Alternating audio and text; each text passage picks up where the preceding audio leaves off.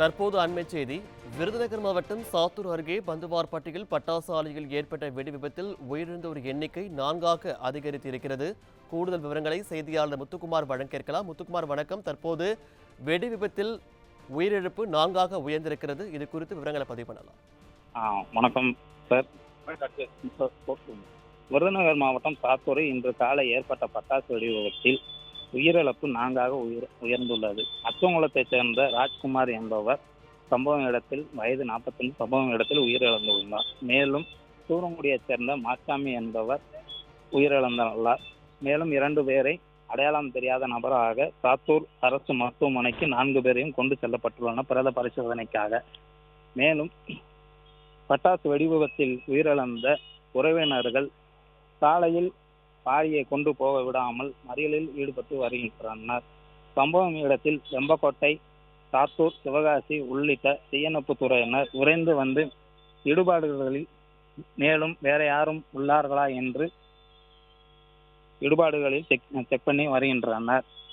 உயிரிழப்பு அதிகரிக்கக்கூடும் என்றும் எண்ணப்படுகிறது.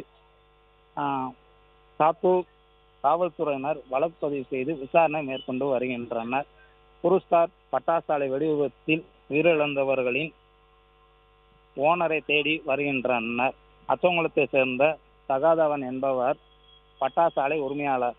அவரை காவல்துறையினர் தேடி வருகின்றனர் வழக்கு பதிவு செய்து.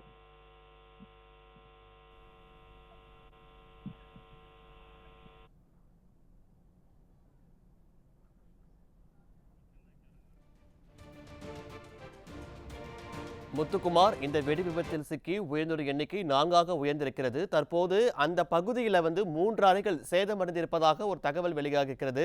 ஒவ்வொரு அறையிலும் எத்தனை ஊழியர்கள் அங்கே பணிபுரிந்தாங்க, அது குறித்து சொல்லுங்க. ஒவ்வொரு அறையிலும் 2 பேர் தான் பணியாற்றி உள்ளனர். காலை 7 மணி என்பதால் பவுடர் செலுத்தும் வேலையில் ஈடுபட்டு வருகின்றனர். அதனால் காலை நேரம் என்பதால் அதிகமான ஊழியர்கள் வரவில்லை. அதனால் உயிரிழப்பு காயங்கள் எதுவும் சேதம் சம்பவம் இடத்தில் 4 பேரும் அந்த அறையில் உள்ள 4 பேரும் உயிரிழந்துள்ளனர். முத்துக்குமார், இந்த வெடி விபத்தில் உயிரிழந்தோர் எண்ணிக்கை 4ஆக இருந்திருக்கும் நிலையில் படுகாயமடைந்தவர்கள் எத்தனை பேர்? தற்போது இந்த பணிகளில் தொய்வு ஏற்பட என்ன காரணம்? ஏன் மீட்பு படையினர் தாமதமாக வந்தாங்க? இல்ல, காலை நேரம் என்பதால் யாரும் அந்த அளவுக்கு இடங்கள் கண்டுபிடிக்கிறதுக்கு காட்டு வாயில உள்ளதால் யாரும் அந்த அளவுக்கு இடங்களை கண்டுபிடிக்க முடியல. மேலும் சம்பவ இடத்தில் நேற்று செய்து வைத்திருந்த மருந்து உராய்வு ஏற்பட்டு இருக்கலாம் என்று இப்போதைக்கு தகவல் கொடுக்கப்பட்டுள்ளன. மேலும் சம்பவ இடத்தில் சாத்தூரை சேர்ந்த வருவாய் கோட்டாட்சியர் அனைவரும் சம்பவ இடத்தில் ஆராய்ந்து வருகின்றனர். விவரங்களுக்கு நன்றி முத்துக்குமார்.